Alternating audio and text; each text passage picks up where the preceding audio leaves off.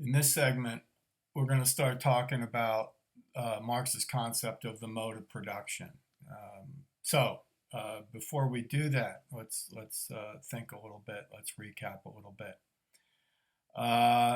First of all, Marx is arguing against, basically against, in this case, German philosophy. It's idealistic philosophy, maybe is what I should say, idealist philosophy.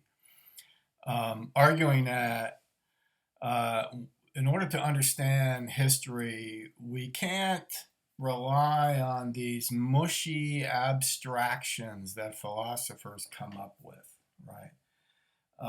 We need to look for something real, right, that we can kind of hang our hat on in understanding what drives history. And so for Marx, the real thing is going to be the human relationship to nature and how we as humans stand in relationship to nature. And our relationship to nature is mediated by production. We consciously produce, extracting from nature, transforming nature into things that meet our needs.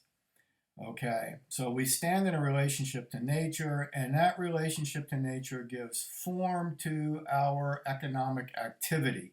Okay, let's put it that way.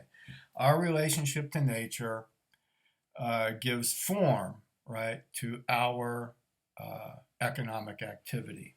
Okay, and he's going to describe that as the mode of production. So I wanted to go back again to the German ideology, and I wanted to read another little quote here where he actually uses this term, mode of production. So he, after he criticizes the philosophers for being abstract, he says the way in which men produce their means of subsistence depends first of all on the nature of the actual means of subsistence they find in existence and have to reproduce. This mode of production, right? This mode of production must not be considered simply as the production of the physical existence of individuals. Rather, it is a definite form of activity, right? The mode of production is a definite form of activity of these individuals, a definite form of expressing their life, a definite mode of life on their part. So the mode of production is a mode of life. That's what he just said, right? The mode of production is a mode of life. As individuals express their life, so they are. What they are, therefore, coincides with their production, both with what they produce and with how they produce. Okay? Look at that one. What they are, what people are, what humans are, therefore, coincides with their production, both with what they produce and with how they produce. The nature of individuals thus depends on the material conditions determining their production. Okay. So one thing he's saying there, first of all, is there is no human nature. He's not Thomas Hobbes saying humans, are selfish and stuff like that. There's no human nature. Human beings are shaped by the material conditions of their production. So if I could put it like this, human nature is historically relative, right? Every type of society, every mode of production produces the sort of people that it needs. Okay, maybe that's one way to think about it. So what human beings are coincides with their production, both with what they produce and with how they produce. Okay. So mode of production is the way that Marx identified different types of societies. That's the first thing we could say about it, right? This concept of the mode of production is basically how Marx is distinguishing one type of society from another. Societies are to be distinguished from each other according to their mode of production, right? According to how they organize their economic activity. All right, so I'm gonna put this up here first. I don't have a blackboard, so I've been sort of innovating a blackboard for you. So here you go. Human beings, right, stand in a relationship to nature, and in this relationship to nature, they create their economic activity. And we're going to call that mode of production, this economic activity. First of all, we're going to tell you, what that what that economic activity consists of, what that mode of production consists of, right? But it is going to be the foundation of everything else in society. So I don't know if you can read my writing there, but our relationship to nature gives rise to social organization, right? Our relationship to nature gives rise to social organization. Now, I got this book in front of me here. This is that book. I got that chapter, got that reading on Emile Durkheim that I gave you out of this book here. So listen to this, right? For Marx, right, this is what these authors say. Jones and Bradbury, right? This is what they say. They say, for Marx, social structures are not randomly created. Social structures are not randomly created, right? Marx argues that there is a quite definite pattern to the way societies in different parts of the world at different times in history have organized the production of material goods. Okay? This theory of history and society is now, as we mentioned, called historical materialism. Right? So let's look at that a little bit. Social structures are not randomly created. Right? Social structures are not randomly created. Okay? There's a definite pattern to the way societies organize themselves. Okay?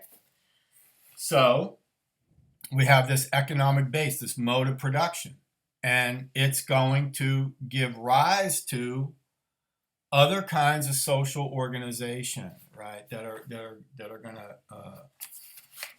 it's going to shape. So the way Marx talked about this, the way that Marxists talk about this is they talk about the economic base, the relationship between the economic base, the mode of production, and the cultural superstructure, what they call the superstructure, okay?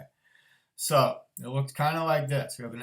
We stand in a relationship to nature that gives shape to our economic activity, and from this, we produce other modes of organization, and we produce other things. We create other things. So the various kinds of social institutions are going to be shaped by the imperatives, if I can use that word, by the imperatives of the mode of production. Capitalism is going to give rise to a capitalist form of political life, right?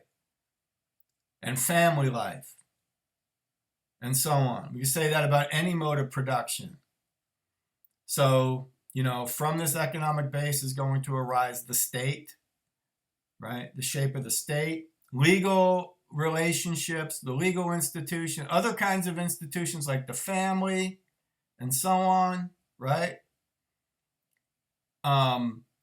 Different kinds of ideologies, right, and different, beliefs and so forth are going to be shaped, are going to emerge from this economic base. So in other words, the economic base, the mode of production, is like the foundation of the building. And then the building itself is the culture that's going to be produced. Okay? The shape of the foundation, the layout of the foundation is going to influence or determine the shape of the culture that arises from it. Okay? So that's one of the reasons why, right, mode of production is so important. But now we need to say a little more about the mode of production. Well, what is it? Well, again, it's the way that human beings organize their economic activity. And it consists of three dimensions, right? The mode of production consists of three dimensions. It consists of the means of production, the forces of production, and most importantly to Marx, the relations of production. Okay. Means of production, forces of production, relations of production. So let's go down each one of those and talk about what they mean. What does he mean by the means of production? Well, by the means of production, he means the tools, the utensils, the resources and so forth that are utilized in the processes of production. Okay. All those different things, all the things that make production possible, the tools, the utensils, the resources, all right, land, and so on, right? Land, bows and arrows, uh, robots, I don't know, all kinds of stuff, right, that make production possible, okay? Everybody got that, right? So every mode of production makes possible a certain means of production. Okay, a certain kind of means of production. Every mode of production makes possible a certain kind of means of production. Then we get the forces of production. Well, before I leave that, let me say that again. Every mode of production makes possible a certain kinds of means of production. So the means of production that define capitalism are going to be different than the means of production that define feudalism. And the means of production that define feudalism are going to be different than the means of production that define ancient society, and so on. Okay? But you get that? Right? Okay, so means of production. Then we get to forces of production. So basically, forces of production are what maybe we can think of them as technology, right? The forces of production are like technology. Now, literally, what technology is knowledge, right? It's knowledge about how the means of production are put into motion, how they're used. So all the know-how, right? All the knowledge and all the know-how for how to produce things. That's the forces of production. So every mode of production makes possible certain forces of production as well. Okay? Right? Like when we use words like industrial, or we use words like agriculture, right? Or we use words like hunting and gathering, we're really talking about technologies. Okay? Pretty good? All right, so we have means of production so far, we have forces of production, and then we have the relations of production. And the relations of production were to Marx, the most important one, okay, the most important thing. Okay, so the relations of production are the social arrangements, the way that human beings are arranged, how they arrange themselves or how they are arranged around this process of production.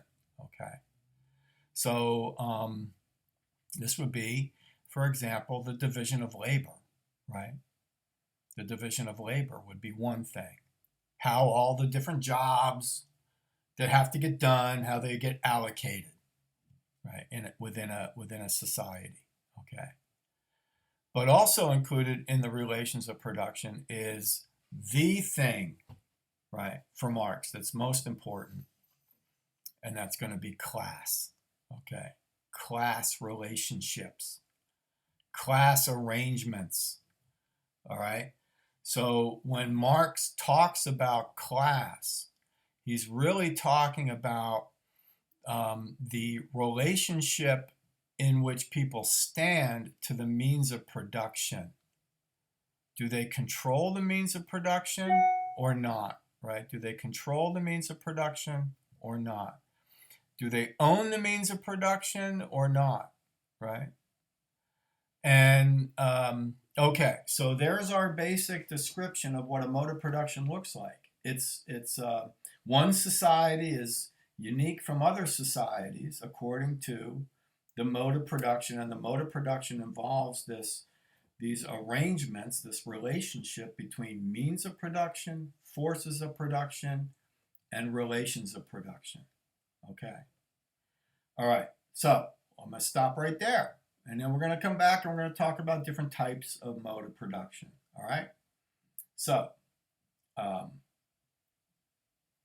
see you in a bit.